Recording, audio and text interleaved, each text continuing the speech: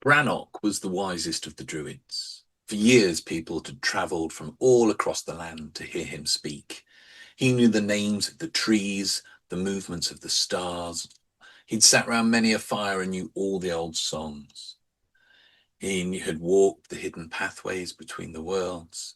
Kings sought his counsel, and warriors sat at his feet. And the young initiates followed him into the forests, hoping just to grab some fragment of his wisdom that it might rub off on them. On one evening, as the sun began to sink and the mist rolled between the trees, Branoc ventured into the ancient grove, the clearing deep within the forest where he did all of his teaching.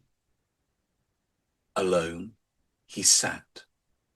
Eyes closed, breathing slowly, he entered into deep trance, listening to the old gods whisper through the leaves, feeling the pulse of the earth beneath him, the rhythm of nature, the great mystery itself moving through all things.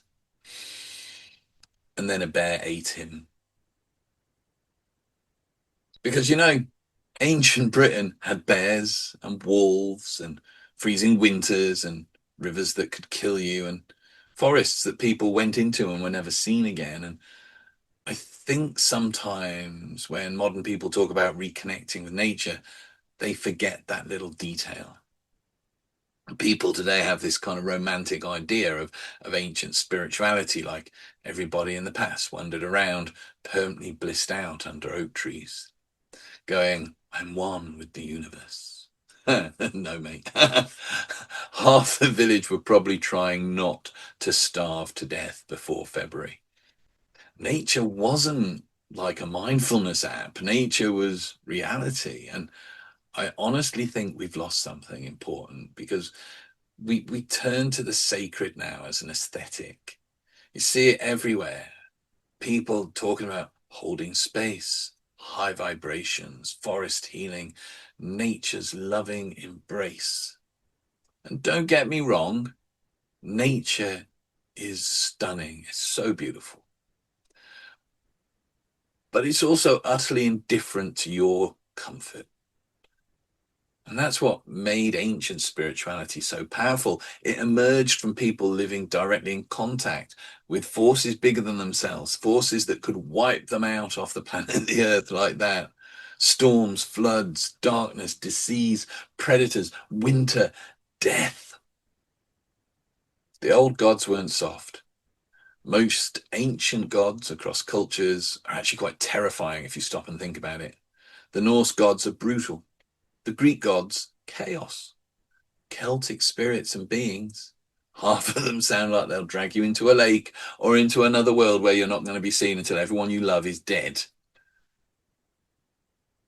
Just for getting too close at the wrong time. And even sacred places weren't always comforting. There's a reason old forests appear in folklore again and again, because forests are and were especially strange places. And most definitely at night, you stand in a forest in daylight and it's all, oh, it's lovely. Look at the birds, the moss. I'm so spiritual. Stand there at 2 a.m, no torch. Suddenly your nervous system remembers you're an animal. Every sound matters. Every crack of a branch means something. Your imagination wakes up, and I honestly think that awakening, that primal awareness, is much closer to ancient spirituality and magic than modern people ever realize. Because ancient people didn't see themselves as separate from nature. They knew they were inside it, subject to it, a part of it. That's why offerings existed. People nowadays talk about offerings as though they were just purely symbolic acts of spiritual devotion. And yeah, there is that element. But I suspect a lot of ancient offerings were basically, please don't kill me. Please don't let the river destroy our crops. Please stop the wolves from taking my livestock. Please let this winter not be too heavy and pass quickly. Please do not let my children die. That's a very different spiritual relationship. A reverence born from awe. And awe is an interesting thing, because real awe always contains an element of fear. I remember, I think it's probably the first time I properly experienced it, and I know I've shared this in the past, but I'm going to do it again. I was up Snowdon. Well, actually, wasn't at the top. I could see the very top. I'd got up near to the ridge, and there was somebody coming down. He's like, "Mate, be careful. It's really, really windy up there." I was like, "Oh, how windy? How windy can it be?" And then I got up there, and the wind hit me so hard, it woke me up. Not spiritually, but physically, mentally, emotionally. Like suddenly I became of, oh, this mountain does not care whether I am here or not. But weirdly, there was a sacredness in that realization. Not because it was comforting, because I'll be honest, I felt that awe and it got too much and I went back down and never made it up, but because it shattered the illusion that I was the center of that existence. And I think modern life protects us from that too much. Everything now is controlled, climate controlled, temperature controlled, light controlled, entertainment controlled. We barely experience darkness anymore. Real darkness. The kind of darkness that ancient people knew. I mean, I've spoken before about the weird things with rivers at night and me with water in dark water at night. And during the day, I'm fine. At night, whoa, different thing entirely. Because in daylight, a river can be so beautiful. At night, they become something older, something darker, more ancient, and you can feel something shift in your nervous system. Well, I certainly do. And again, it's not a disconnection from nature. That is nature. That fear, that awareness, that alertness, it shifts you into a different level of awareness, a higher state of awareness. Your animal body's remembering what it is, that out there is not friendly. And I think we keep using the wrong language. People constantly say, I want to reconnect with nature. You were never disconnected. I did another talk about this. You are nature. Your body is nature. Your thoughts are nature. Your emotions are nature. Your fears are nature. Your joy is nature. Your spirituality is nature. Even cities are nature. Human beings built them. Human beings emerged from nature. It's all nature. We don't go, look at that dam, it's beaver built. We go, oh, wow, look at that beaver dam. Isn't that a wonderful thing in nature? The problem isn't disconnection. The problem is distraction. We're distracting ourselves so constantly, we forget what we are. And every now and again, something breaks through, a mountain, a storm, silence. Silence is truly powerful. A night sky full of stars.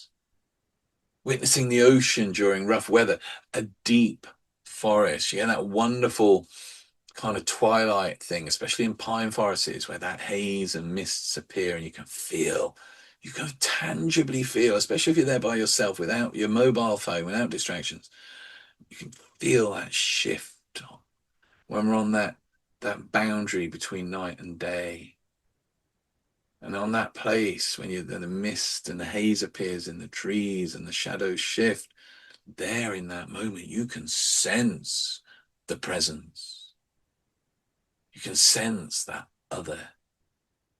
That's amazing, but it is slightly unsettling. It's a strange mix of wonder, smallness, a fear, a beauty, but a sense of mystery. And that's awe. And I think awe is one of the most powerful and important spiritual experiences a human being can have. Because our awe cracks the ego slightly. It reminds you this universe is not revolving around you. It's not revolving around me. And strangely enough, that's quite liberating, because modern people are exhausted trying to control everything. You know, even, even our practices, speak to people. I teach meditation, and I have friends that do yoga, and everybody, they're doing these things. Why?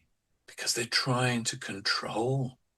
They're trying to control the chaos and the madness are in their heads or within their minds, within their lives, and try and create a space of peace. It's exhausting. And the thing is, ancient people knew they couldn't control that. And because of that, they encountered mystery and magic constantly.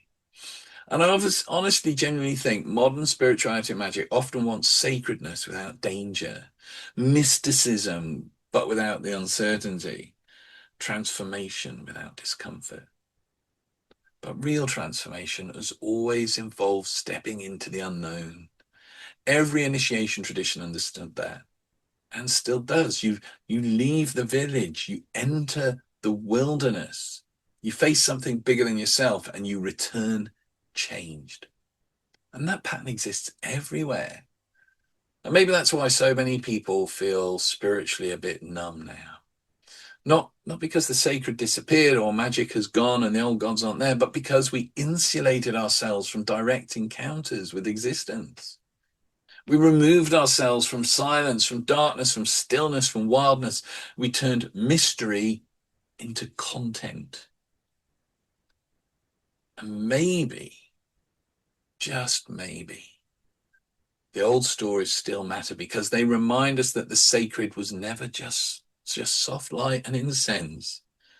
Sometimes the sacred had claws. Sometimes the sacred lived in the river or in the storm or up the mountain. And sometimes, if you sat in the forest too long, pretending you'd transcended reality, a bear would come and eat you up.